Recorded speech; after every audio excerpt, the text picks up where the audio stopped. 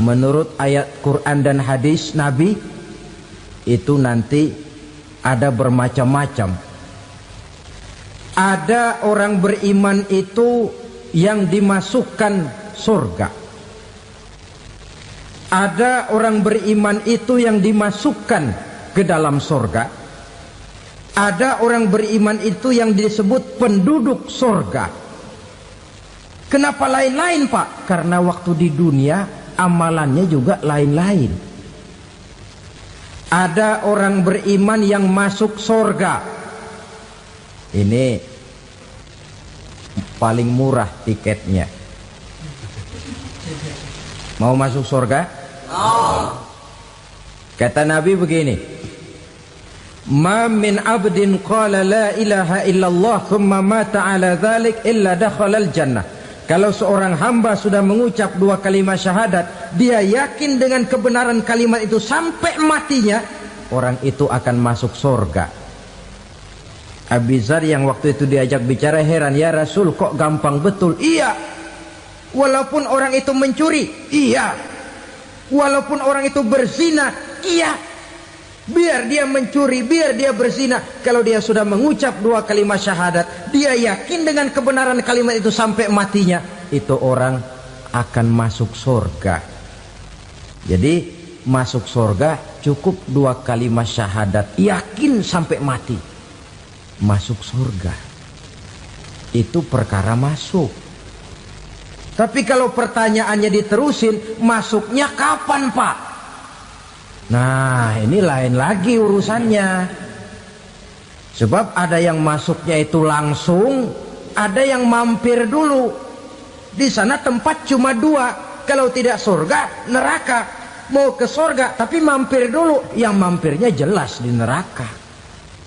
Kenapa? Dalam hadis qudsi ada riwayat, nanti itu di akhirat, setelah Allah selesai mengatur penduduk surga masuk surga, yang neraka masuk neraka, Allah berkata kepada malaikat Malik, malaikat Malik, labaik ya Allah, itu bajingan-bajingan tengik, manusia-manusia durjana yang waktu di dunia tidak mau sujud, jauh dari ulama, gemar melakukan yang munkarat dan maksiat, hidup di tengah masyarakat selalu jadi bibit keonaran, kufur, sudah masuk neraka semua. Sudah ya Allah. Nah, kalau sudah, coba sekarang kamu masuk, Malik. Saya, iya, masuk neraka. Mau apa ya Allah? Kata Allah, akhriju minan nar man kana fi qalbihi misqala habatin min khardalin min iman. Kau masuk neraka, cari di dalam neraka orang-orang yang ada imannya walaupun kecil sebesar biji zarah, angkat mereka keluar. Masuk malaikat Malik ke neraka, cari orang yang ada imannya, korek-korek. Ya repot, udah pada gosong. Yang ada imannya diangkat ke atas, yang ada imannya diangkat ke atas, lalu dimandikan di Nahrul Hayat, namanya sungai kehidupan di akhirat nanti. Cakep lagi rupanya, bersih lagi wajahnya, apel di hadapan Allah. Kata Allah, bagaimana mas? Kapok nggak sampean? Kapok ya Allah. Nah, kalau kapok, idhab fadkhulil jannah, pergi masuk surga sana.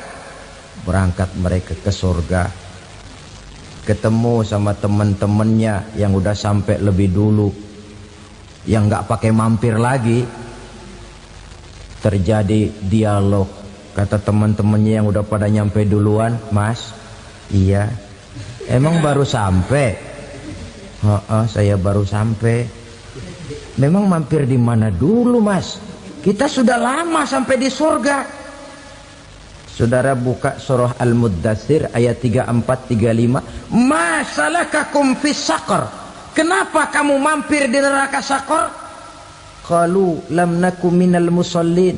Mereka menjawab, kami mampir di neraka Saqar mas, gara-gara dulunya kami waktu di dunia ndak pernah sholat. Ndak pernah sholat? Ndak pernah. Kan rumahnya dekat masjid, cuma dekat doang mas. Sholat mah enggak saya. Enggak pernah ngasih makan fakir miskin, enggak pernah hadir di majelis taklim, pendeknya enggak pernah melakukan kebajikan, maka saya pun mampir di neraka sakor. Untung betul saya punya iman mas sedikit. Waktu hidup di dunia dulu saya pernah mengucap 2 kalimat syahadat, sekali-kalinya waktu mau kawin. Masya Allah. Untung saja kawin, kalau nggak kawin polos.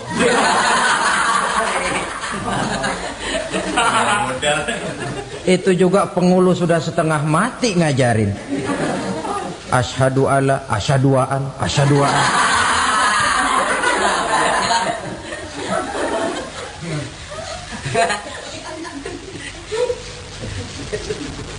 Ini namanya masuk surga, ada mampir dulu.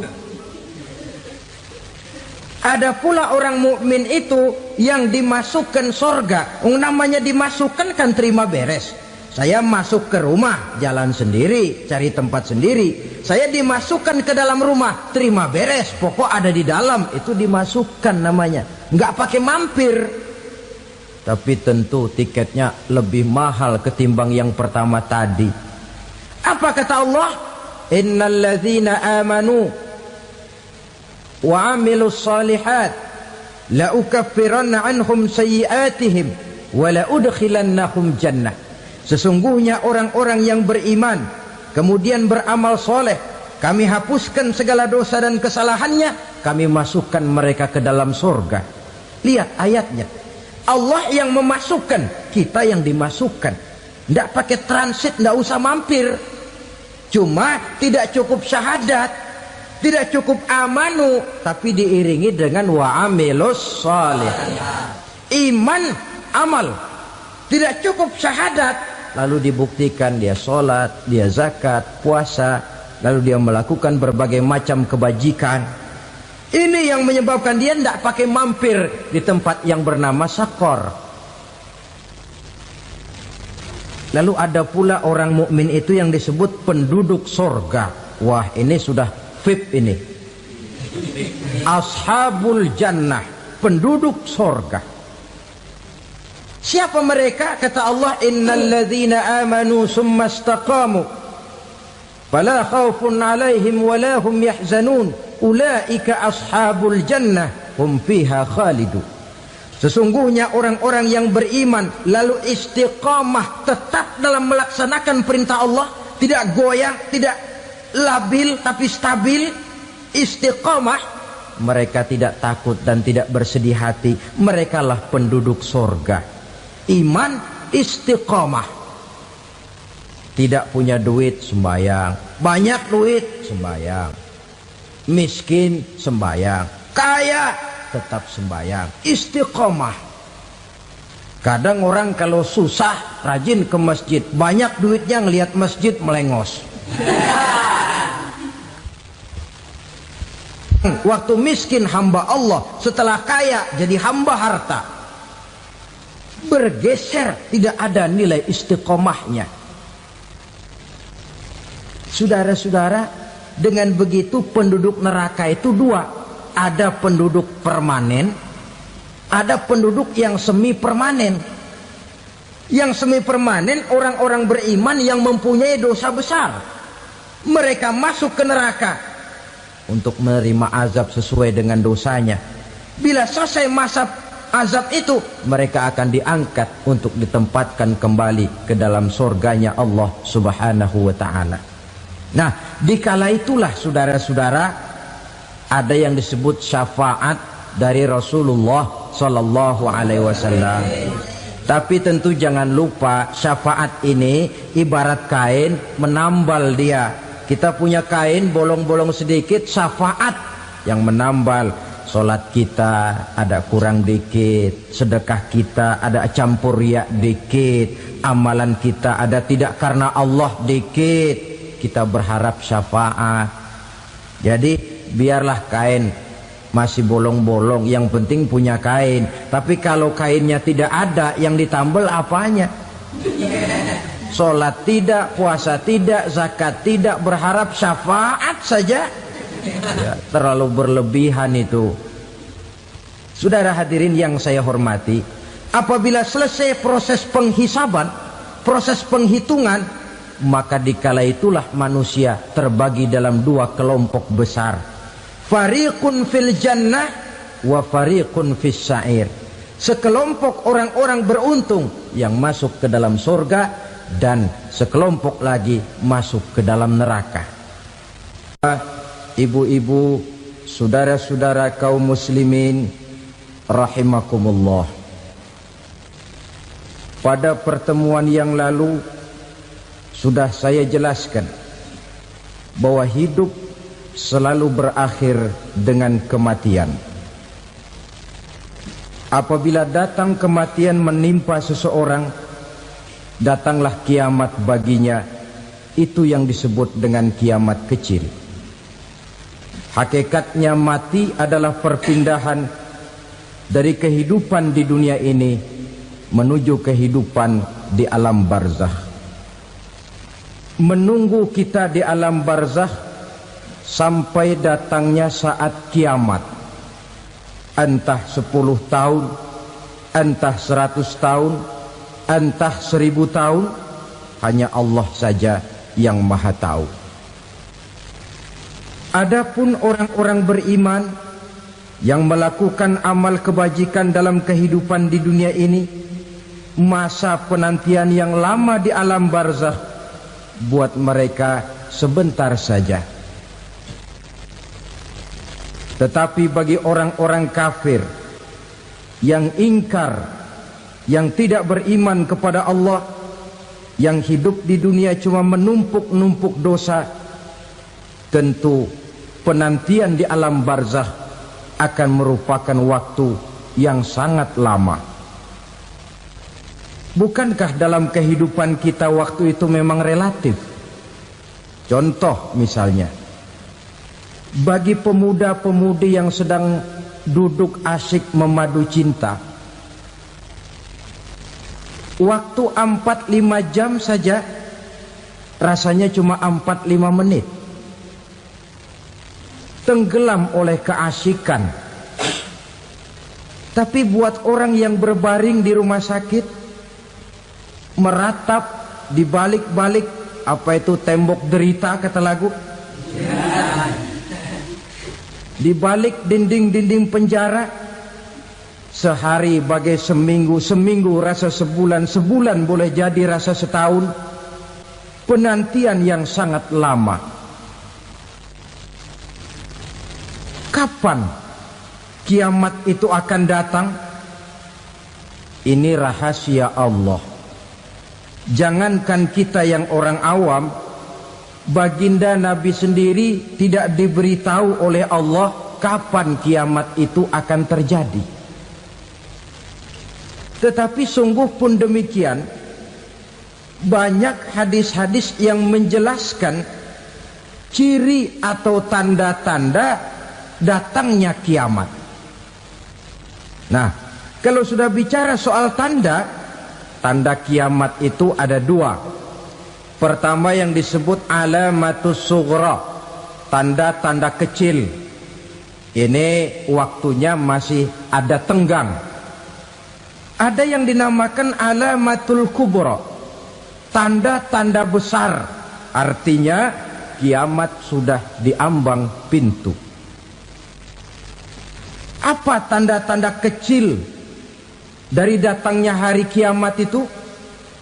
Misalnya kata Nabi, apabila ilmu sudah diangkat oleh Allah, artinya apabila ulama sudah banyak wafat, minat orang belajar agama berkurang, lalu kebodohan nampak merajalela di mana-mana, zina dikerjakan secara terbuka, minuman-minuman keras jadi kebanggaan, itu termasuk di antara tanda-tanda kecil terjadinya hari kiamat. Apalagi misalnya iza waladatil ammatu rabbataha, apabila budak sudah melahirkan tuan. Apa maksudnya? Ada yang mentafsirkan apabila anak sudah bisa membudaki orang tuanya. Orang tua yang melahirkan dia, yang membesarkan dia, demi setelah si anak besar jadi orang berpangkat, bertitel, berharta, berkedudukan, jadilah orang tua itu budaknya. Sehingga sering dibilang kalau orang tua kaya, anak jadi raja. Tapi kalau anak yang kaya, orang tua sering jadi budak. Apalagi munculnya fitnah yang bergelombang, timbul perang antara dua bangsa yang besar, waktu berjalan terasa sangat pendek sekali. Itu merupakan tanda di antara tanda-tanda kiamat. Termasuk di dalamnya sulit membedakan mana laki, mana perempuan. Kan kalau tanda-tanda kayak begini sekarang sudah banyak kita lihat kan? Ulama banyak wafat, penggantinya sulit. Zina dikerjakan berterang-terangan, minuman keras jadi kebanggaan, banyak anak membudaki orang tuanya, sulit membedakan mana laki mana perempuan. Kadang-kadang dari belakang kita lihat perempuan bener, begitu kita colek nengok jenggotan.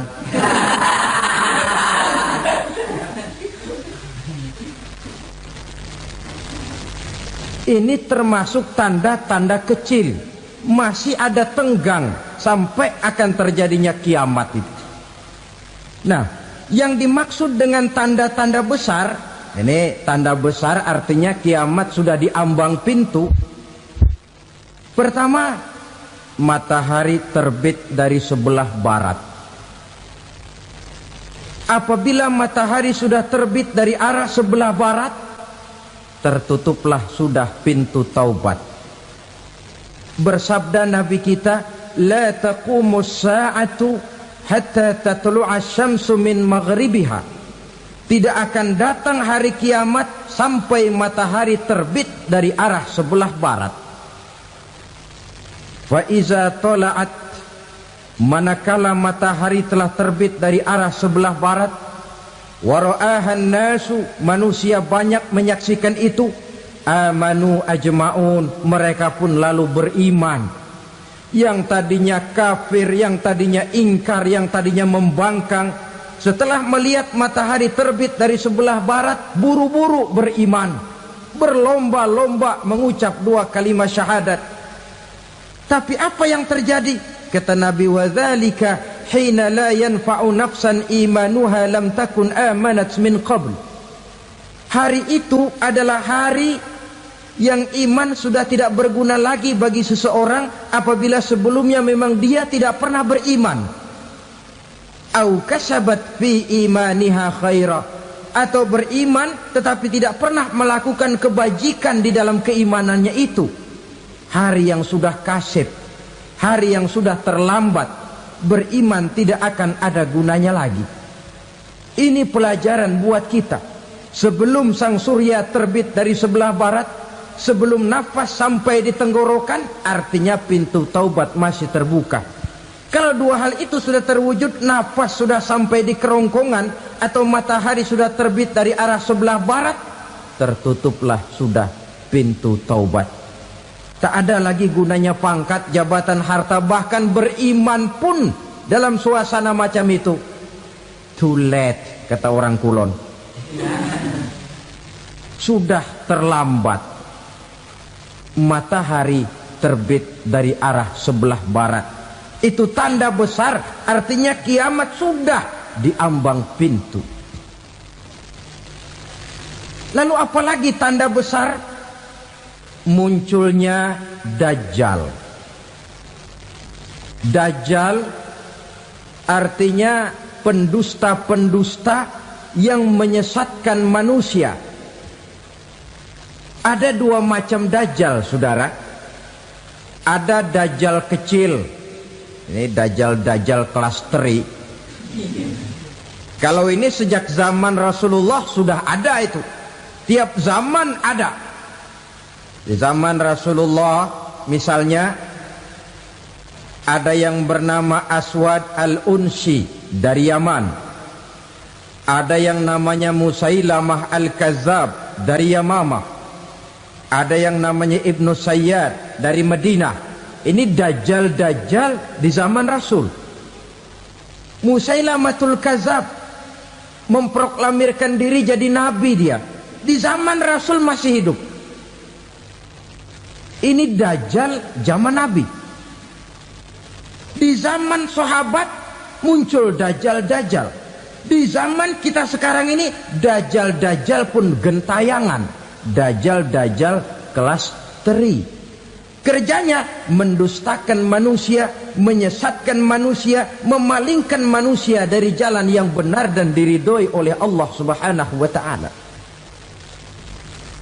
Adapun yang merupakan tanda besar dari datangnya kiamat, dajjal-dajjal kelas kakap. Pembohong-pembohong besar yang menyesatkan masyarakat manusia berpaling dari jalan Allah mengikuti jalan mereka. Apa sih ciri dajjal itu? Kata Nabi dalam hadis Bukhari Muslim, inna dajjala, sesungguhnya yang namanya dajjal itu yakhruju, satu saat akan muncul mendekati hari kiamat. Wa inna ma'ahu ma'an, si dajjal ini membawa air, wa naran, dan juga membawa api. Dua simbol. Di tangan yang satu dia bawa air, di tangan yang satu dia bawa api. Wa ammal ladzi yarahu an-nasu ma'an fanarun. Adapun yang orang banyak lihat air, hakikatnya adalah api. Yang dilihat api, hakikatnya adalah air. Oleh sebab itu, kalau api yang ditawarkan, ambillah air. Kalau air yang ditawarkan, pilihlah api. Maksudnya apa ini? Ini bahasa simbol, saudara-saudara. Dajjal bicaranya seolah-olah untuk kepentingan manusia. Menawarkan surga. Surga yang dia tawarkan hakikatnya neraka. Hai manusia, kalau kau mau bahagia, jangan dekat-dekat dengan agama. Solat itu tidak efektif dan efisien, tidak produktif dari segi ekonomi itu. Menghadiri majelis taklim cuma buang-buang waktu. Tahajud, tasbih, tahlil, baca Quran, apa itu? Pekerjaan mubazir saja. Hidup ini cuma sekali, masa yang cuma sekali, manfaatkan dengan sebaik-baiknya. Mumpung, dibawanya sifat mumpung tetapi dalam pengertian yang sangat negatif. Bicaranya seolah-olah untuk kepentingan manusia, tetapi sebenarnya menjerumuskan manusia. Menawarkan air tapi sebenarnya api. Menawarkan api tapi hakikatnya air. Buat apa kamu sholat? Buat apa kamu bayar zakat? Buat apa kamu puasa? Surga yang dicanangkan dajjal hakikatnya neraka. Neraka yang digambarkan dajjal pada dasarnya adalah surga. Jadi memutarbalikkan fakta itu kerjaan dajjal. Yang hak jadi batil, yang batil dibilang hak, yang benar jadi salah, yang salah malah jadi benar. Tuntunan disuruh jadi tontonan, tontonan malah menjadi tuntunan. Itu pekerjaan dajjal profesinya. Zamannya Nabi Adam, dajjalnya kan iblis. Betul? Betul. Apa sih gang kerayuan iblis itu? Allah setelah menciptakan Nabi Adam kan bilang, Adam, kau dan istrimu Hawa tinggal di surga ini. Seluruh fasilitas yang ada di surga persilahkan kau nikmati. Satu yang tidak boleh, jangan coba-coba dekati pohon khuldi. Dekat saja jangan, apalagi sampai memetiknya. Datang dajjal yang namanya iblis ini. Adam, kamu tahu nggak kenapa tidak boleh makan buah khuldi? Ya nggak tahu, pokoknya saya dilarang. Bodoh kamu Dam. Khuldun artinya kekal. Kalau kamu makan itu buah, kau akan kekal di surga buat selamanya. Allah tidak kepengen, maka dilarang kamu makan buah khuldi. Kalau kau ingin kekal di surga Adam, makan saja. Saya bicara begini ini untuk kepentingan kamu Adam. Ini kan ciri-ciri Dajjal. Bicaranya sih seolah-olah untuk kepentingan Nabi Adam, hakikat sebenarnya menjerumuskan Nabi Adam supaya ingkar dan melanggar larangan dari Allah Subhanahu wa ta'ala. Jadi setelah muncul Dajjal, timbul kekacauan-kekacauan di masyarakat.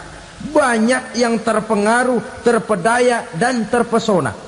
Termasuk mereka yang memproklamirkan diri jadi nabi, mereka yang memproklamirkan diri jadi rasul di zaman sesudah Rasulullah wafat. Itu adalah Dajjal. Maka saya ingatkan, kalau di zaman kita sekarang ini ada orang ngaku jadi nabi, ada orang ngaku jadi rasul, biar bahasa Arabnya kental, Quran hafal, hadis ribuan hadis hafal, biar pakai serban sampai menyengser ke tanah, bahasa Arabnya fasih, tapi dia mengaku jadi nabi, jadi rasul, kita umat Islam wajib tidak percaya. Wajib untuk tidak percaya. Itulah Dajjal zaman kita sekarang ini. Tidak mustahil mereka datang mempengaruhi orang awam supaya berpaling dari Rasulullah, mengikuti mereka. Nah, di akhir zaman nanti, mendekati hari kiamat, Dajjal ini muncul. Dajjal kelas kakap, menyesatkan masyarakat manusia untuk berpaling dari Islam, mengikuti seruan mereka. Apalagi di antara datangnya kiamat itu, tanda yang besar itu, turunnya Nabiullah Isa Al-Masih, putra Maryam. Menurut berbagai hadis yang sahih, Nabi Isa Al-Masih nanti akan turun lagi. Tidak membawa risalah yang baru, tapi meluruskan risalah Islam ini yang telah banyak ditinggalkan oleh masyarakat. Bahkan ada hadis menjelaskan beliau akan membunuh Nabi, mematahkan kayu-kayu salib, lalu melaksanakan haji dan umrah mengikuti syariat Nabi Muhammad, bukan membawa agama baru. Menjadi semacam mujaddid, reformer, menyelamatkan manusia dari bisikan Dajjal. Bahkan ada riwayat yang menjelaskan bahwa Nabi Isa berhasil mengalahkan Dajjal, mengembalikan masyarakat manusia kembali kepada ajaran Islam yang datang dari Allah, dibawa oleh Rasulullah Sallallahu Alaihi Wasallam. Dengan kata lain, turunnya Nabi Isa bukan sebagai Nabi dan Rasul baru, tetapi mengikuti syariat Nabi kita Muhammad Sallallahu Alaihi Wasallam. Saudara hadirin, ibu-ibu hadirat yang saya hormati, kemudian apalagi di antara tanda-tanda besar akan datangnya kiamat itu?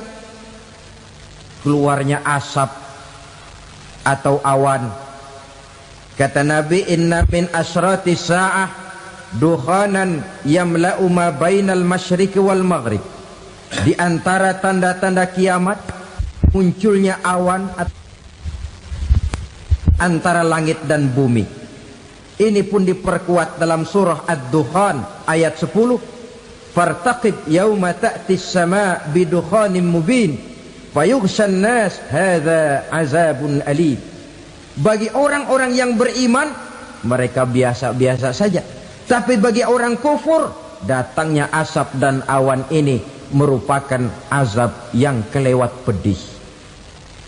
Barangkali sedikit mendekati gambaran tentang azab yang pedih ini, saya ingatkan alam pikiran kita kepada peristiwa yang belum lama terjadi. Pernah dengar berita bocornya reaktor nuklir di Chernobyl, Uni Soviet? Pernah dengar? Nah, bocornya reaktor nuklir di Chernobyl yang mengakibatkan ratusan bahkan sangat mungkin ribuan nyawa. Cuma satu reaktor. Bagaimana kalau seluruh cadangan nuklir yang dimiliki oleh para negara adikuasa ini diledakkan?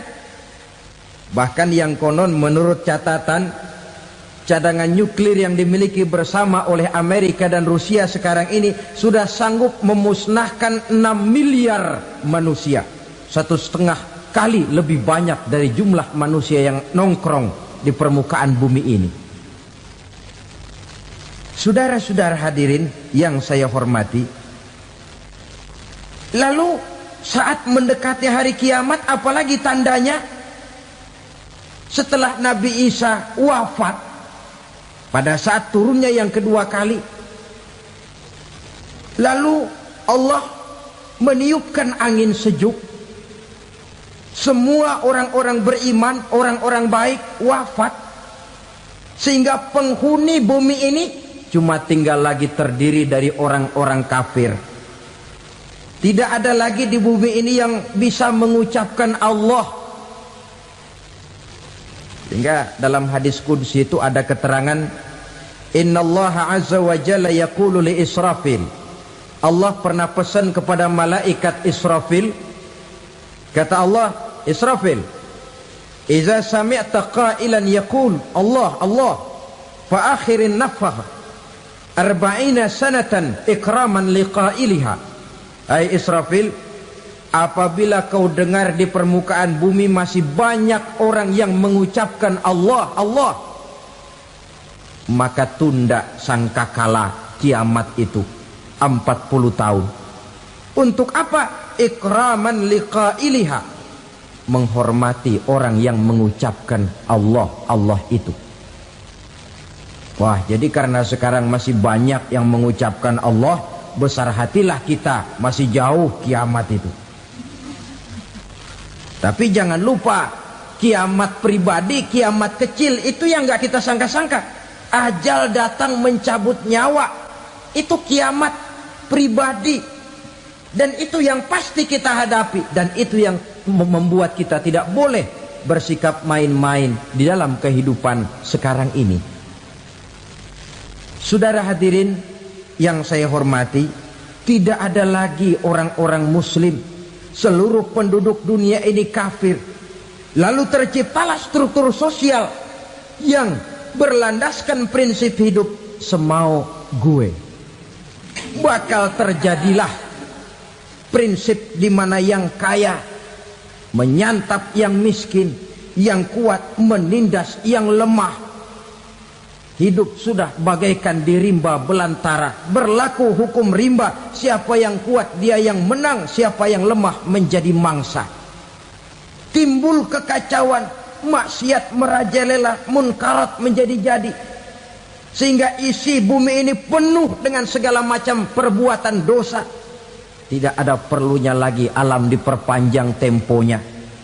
Datang saat yang sudah dijanjikan oleh Allah Azza wa Jalla, maka terjadilah yang disebut kiamat kubra, kiamat besar, kiamat ancur-ancuran.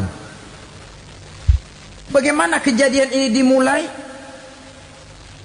Dalam surah Az-Zumar ayat 68, Allah Subhanahu wa taala berfirman, wa nufikha fis suri fasa'iqa man fis samawati wa man fil ardi illa man sya'allahu.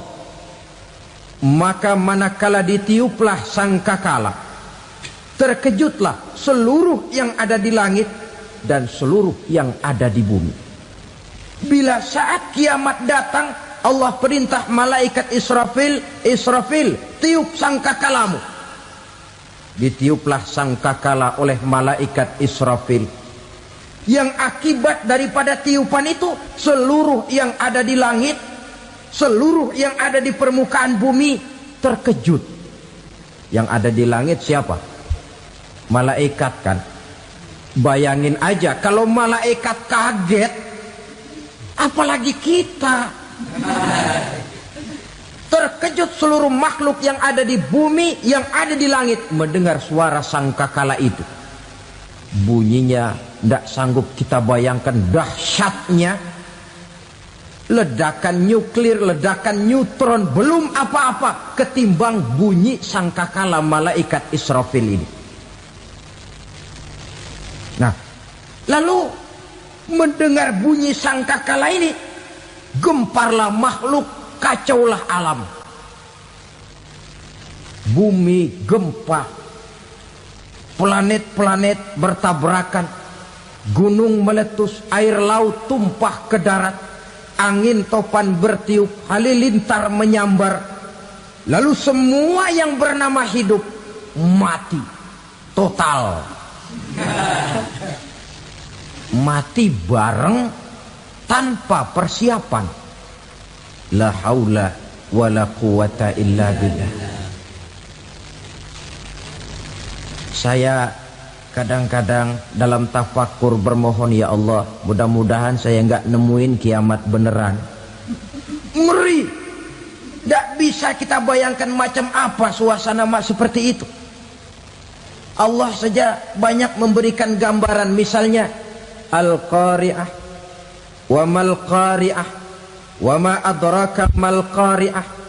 Kejadian yang menggemparkan.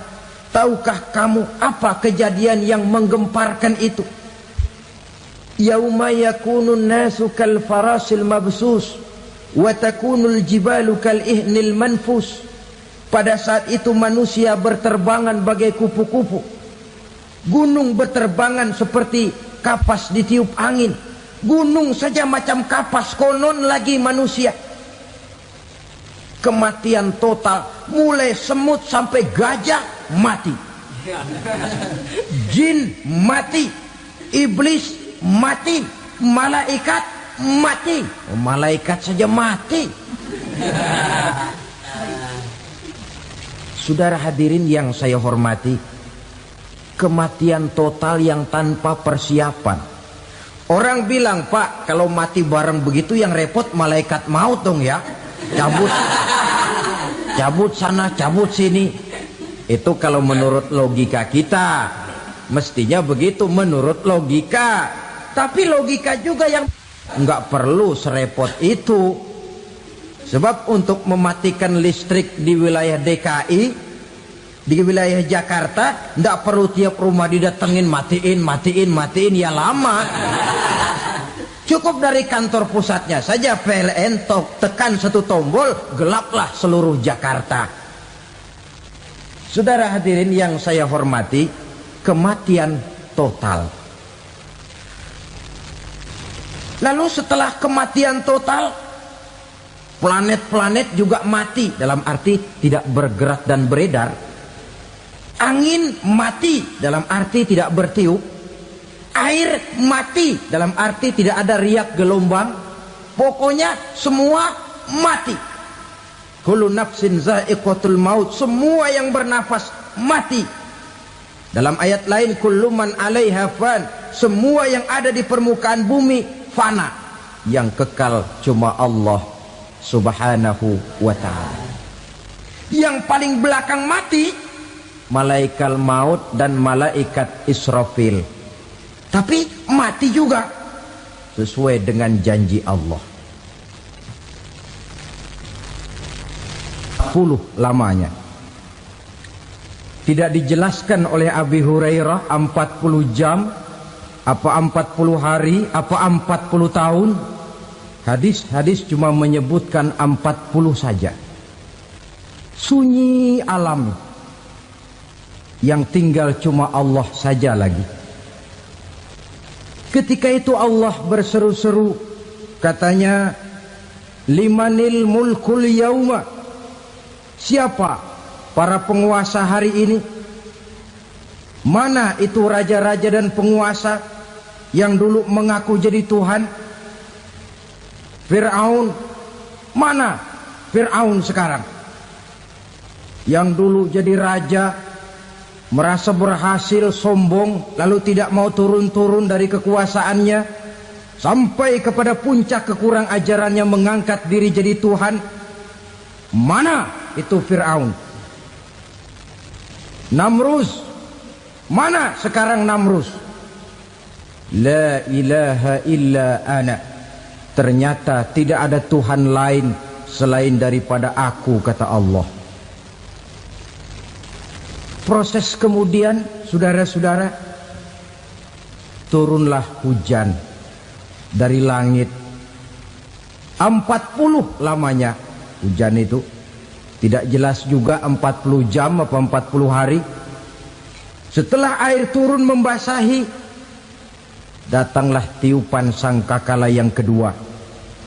Semua yang bernama mati bangkit dari kuburnya masing-masing. Ini yang disebut Yaumul Ba'thi, hari kebangkitan. Allahu Akbar. Pada saat kita bangkit dari kubur kita masing-masing, kumpul di padang mahsyar namanya. Bayangin aja, saya sendiri nggak sanggup bayangin. Manusia sejak zaman Adam sampai zaman kiamat kumpul bareng di tempat sama. Berapa banyaknya itu?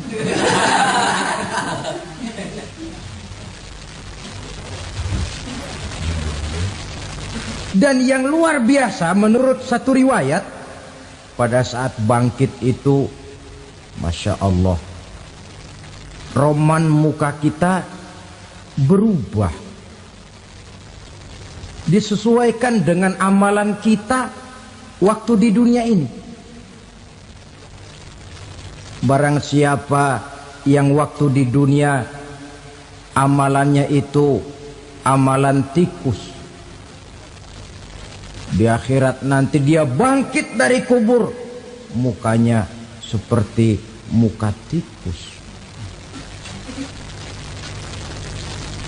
Gagah betul badannya, tapi mukanya seperti tikus. Kenapa? Amalannya waktu di dunia seperti amalan tikus. Apa amalan tikus itu? Suka ngegeragoti barang yang sudah disimpan rapi-rapi. Orang sudah simpan uang rapi-rapi, simpan perhiasan rapi-rapi, digeragoti oleh tikus. Maling-maling, pencoleng-pencoleng, koruptor-koruptor. Itu nanti di akhirat nanti kita lihat mukanya seperti muka tikus. Oh ini waktu di dunia suka nyolong, mukanya seperti muka tikus. Barang siapa yang waktu di dunia ini amalannya itu amalan macan, dia akan bangkit nanti mukanya seperti muka macan. Apa amalan macan? Macan itu amalannya menang-menangan. Orang yang mau menang saja nggak mau mengalah. Coba lihat di hutan. Kenal hutan nggak? Di hutan, raja hutan di mana-mana pasti macan. Betul kan? Betul. Padahal hutan belum pernah bikin pemilihan umum. Tapi macan tidak peduli ada pemilihan umum apa tidak, pokok saya raja. Sebab apa? Macan jadi raja itu bukan karena benar, tapi karena kuat jadi raja. Setelah dia jadi raja, rakyat hutan yang mesti dilindungi malah dimakan oleh raja macan. Kambing rakyat hutan dimakan oleh macan. Ayam rakyat hutan dimakan oleh macan. Itu nanti kita lihat di akhirat itu mukanya seperti muka macan, gagah betul. Lalu barang siapa yang di dunia ini amalannya itu seperti amalan anjing, nanti dia punya muka seperti muka anjing. Apa amalan anjing? Pertama, anjing itu kalau disuruh jaga rumah, dia tidak bisa membedakan mana maling, mana tamu. Biar yang datang maling, kalau bawa tulang, anjing kalem. Yang kedua, anjing itu akan setia kepada siapa saja yang memberinya roti. Siapa yang memberinya roti, itulah majikannya. Apa kata majikannya, pasti dia laksanakan. Soal benar atau salah, dia tidak peduli. Setelah anjing dapat roti, dia tidak punya pilihan lain kecuali bilang, abdi mah kumaha juragan wae ayeuna mah.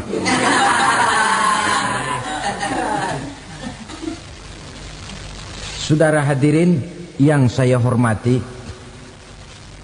berkumpul di padang mahsyar, tiap orang sibuk dengan persoalannya masing-masing. Matahari waktu itu didekatkan oleh Allah. Panas luar biasa. Ada yang saking panasnya itu mencucurkan peluh keringat sampai sebatas mata kakinya. Ada yang keringatnya sampai sedengkulnya. Ada yang keringatnya sampai sepusatnya. Ada yang keringatnya mengalir sampai sebahunya. Ada yang kelelap oleh keringatnya sendiri, sementara orang di sampingnya nggak apa-apa. Bergantung lagi amalan dia waktu di dunia ini. Saudara-saudara, sebagian orang dalam kepanikan padang mahsyar berombong-rombong datang mereka menghadap Nabi Adam. Ya Adam, anta abal bashar. Hai Adam, Tuhan adalah bapak moyang manusia. Kami sebentar lagi akan disidang, dimintakan pertanggungan jawab. Tolonglah kami, hai Adam. Kata Nabi Adam, jangankan nolongin sampean, saya sendiri tanggung jawab di hadapan Allah ketika dulu tidak boleh makan khuldi, saya serobot. Sudahlah, urus diri masing-masing saja, nafsi. Begitu kata Nabi Nuh, begitu kata Nabi Ibrahim. Tiap orang bertanggung jawab sendiri-sendiri. Ketika itulah saudara-saudara, nikmatnya menjadi umat Nabi besar Muhammad sallallahu alaihi wasallam. Sebab apa? Walaupun menurut abjad kita ini umat paling belakang, paling belakang kita ini toh, karena Nabi Muhammad adalah Nabi akhir, tapi akan dihisap lebih dulu, lewat di atas sirat lebih dulu, masuk surga lebih dahulu ketimbang umat-umat belakangan. Ketika Rasul mendekati ajal, beliau tanyakan itu kepada malaikat Jibril. Malaikat Jibril berkata, Muhammad jangan khawatir, Allah sudah berjanji, inni haramtul jannata ala sairil anbiya hatta tadkhulaha anta wa haramtuha ala sairil umami hatta tadkhulaha ummatuka. Surga aku haramkan buat seluruh nabi kecuali kalau engkau Muhammad sudah masuk ke dalamnya, dan surga aku haramkan buat seluruh umat kecuali kalau umatmu Muhammad sudah masuk ke dalamnya. Logikanya, walaupun menurut abjad kita umat paling belakang, bakal dihisap paling dulu, lewat di atas sirat paling dulu, masuk surga paling dulu, kalau mampir ke neraka juga paling dulu. Ya resiko. Jangan mau enaknya aja paling dulu. Saudara hadirin yang saya hormati, setelah masa kebangkitan itu jangan dikira begitu bangkit langsung diperiksa. Masih menunggu menanti ribuan tahun perhitungan padang mahsyar untuk sampai kepada proses yang disebut yaumul hisab, hari perhitungan. Seorang demi seorang bakal dipanggil. Bayangkan saja, kita se-RT saja di absen, kadang-kadang perlu waktu lama. Ini manusia sejak zaman Nabi Adam sampai datang hari kiamat, satu demi satu disidang di hadapan Qadhi Rabbul Jalil. Status sosial copot sudah waktu itu. Yang pernah jadi hartawan di situ tidak lagi kelihatan kehartawanannya. Yang pernah jadi jenderal tidak lagi dipanggil jenderalnya. Yang ustadz tidak lagi dipanggil al-mukarramnya.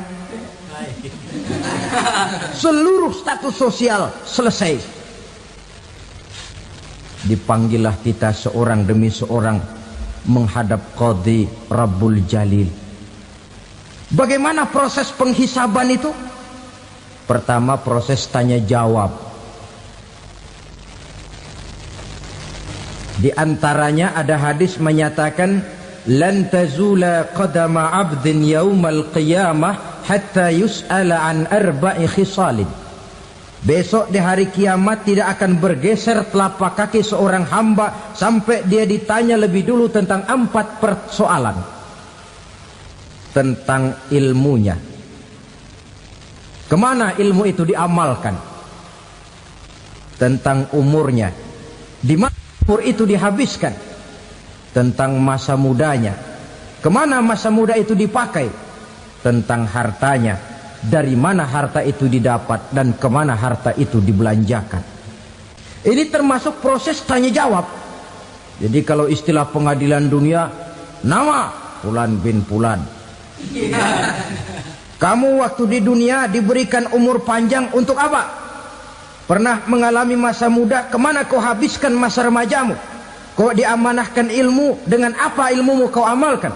Kau diberikan harta, dari mana harta kau dapat, kemana kau belanjakan? Tak seorang pun yang bisa mungkir.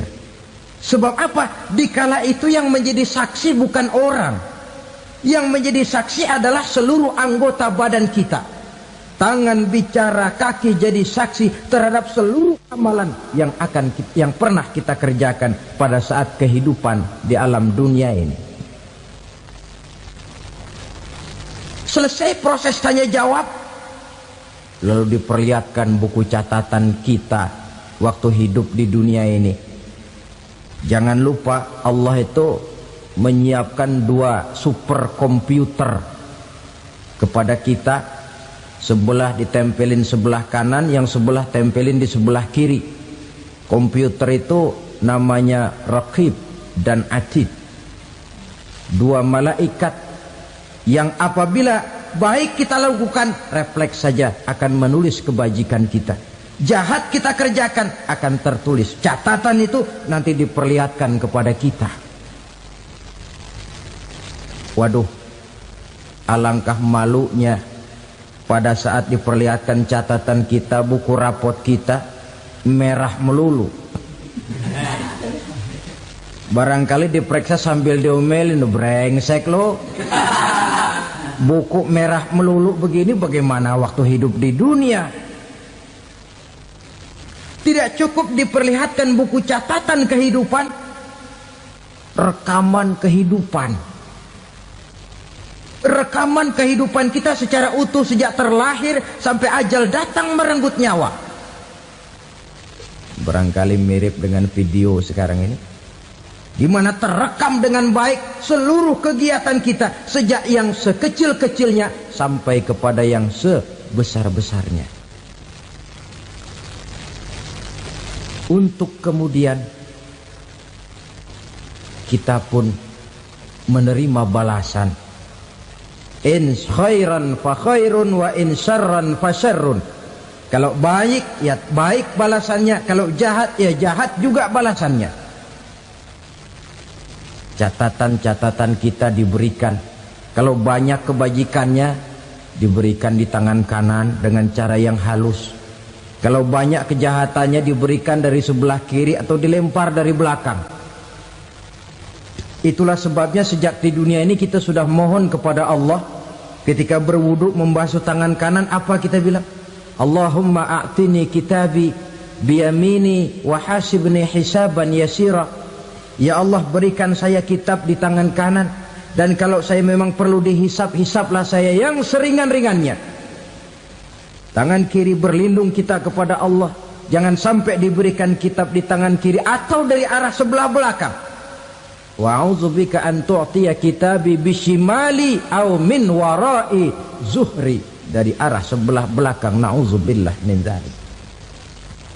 Setelah selesai lewat proses penghisaban, lewat mizan, timbangan, maka yang sudah selesai dihisab itu bergeraklah menuju sirat, jembatan yang terbentang menuju surga melalui neraka.